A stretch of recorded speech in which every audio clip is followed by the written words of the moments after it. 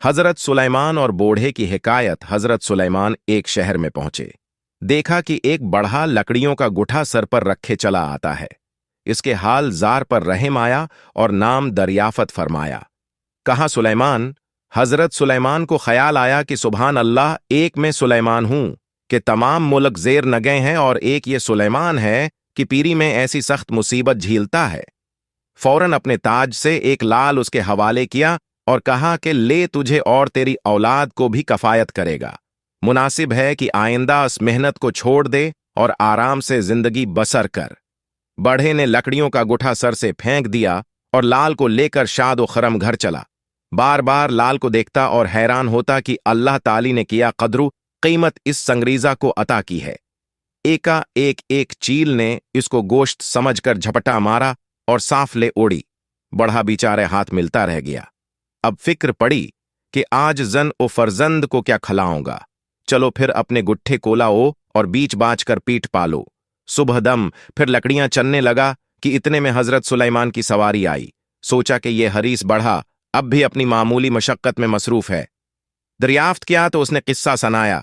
हजरत सुलेमान को फिर रहम आया और दूसर हल अनायत किया। आज बढ़े ने नहायत एहतियात से मुट्ठी में बंद करके घर की राह ली। रास्ता में एक निधि थी। जब मुंजधार में पहुंचा तो पांव अखड़ गए। दो चार ऐसी डबकियां खाएं कि डूबते डूबते बचा और लाल हाथ से निकल गया। फिर हसरत व अफसूस के साथ वापस गया और लकड़ियां चने लगा। हजरत सुलेमान के लश्कर का गुजर हुआ तो फिर देखा कि वही बदकिस्मत बढ़ा लकड़ियों का पशतारा बांधे चला जाता और हाल पूछा। उसने कैफियत वाक़िया अर्ज की और कहा कि आज तीसरा दिन है, न जाने जिनो फर्जंद की। हजरत सुलेमान को बहुत ही रहम आया और तीसरा लाले जो नहायत ही गरा था उसको दे दिया। अब की दफा खूब किसके पगड़ी में बांधा। थोड़ी दौर चला गया कि एक सवार नमोदार हुआ। इसने ताड़ लिया कि इस बढ़े की पगड़ी में लाल चुकता है। घोड़ा रोड़ा कर करीब आया और पगड़ी अचक कर ये जा वो जा, झट नजरों से गायब हो गया। पढ़ा रोता पैटता हजरत सुलेमान के पास हाजिर हुआ और कहा कि ए पैगंबर खुदा, आपने खूब मेरी राह खोटी की। खुदा ने जो कुछ मेरे नसीब में लिखा था मैं उस पर राजी था। आपने चाहा कि मुझे फक्र से नजात हो, सो ये बात खुदा को मंजूर न थी। आपके चाहने से मैं अमीर तो न बना, अलबत्ता उसके अवज में मुझे और मेरे बाल बच्चों को 3 दिन फाका कशी करनी पड़ी। हजरत ने फरमाया कि सुलेमान किया करे जब खुदा ही न करे। गरज बड्ढा बदस्तूर लकड़ियां लाता और कनबे को पालता। कजारा हजरत सुलेमान की अनगश्तरी गम हो गई।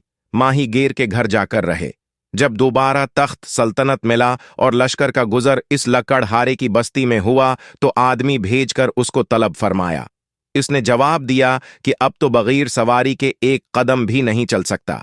हजरत सुलेमान को ताज्जुब हुआ, सवारी भेजकर बुलाया और हाल दरियाफ्त किया। इसने अर्ज किया कि जब आपके दिए हुए खुलगम हो गए और मेरी आस टूट गई तो मैंने बेअख्तियार खुदावंद करीम की जनाब में गरिया वजारी शुरू की कि खुदाया, तेरे नबी ने बहुत कोशिश की मगर तूने न चाहा तो कुछ भी फायदा ना हुआ। अब सवाए तेरे किसी का आसरा नहीं तो ही अपने खजाना गैब से वो खुए खुए लाल अनायत कर। इत्तिफाकन एक दिन हसब मामूल लकड़ियां तोड़ने को दरख्त पर चढ़ा। वहां चील का घूंसला था और देखा तो वही तीनों लाल रखे हैं। उनको पाकर अब मैं अमीर कबीर बन गया। जब तक सुलेमान पर भरोसा था तो महरूम रहा। जब खुदावंद करीम की तरफ खुलूस दिल से मुतवजा हुआ तो माला माल हो गया।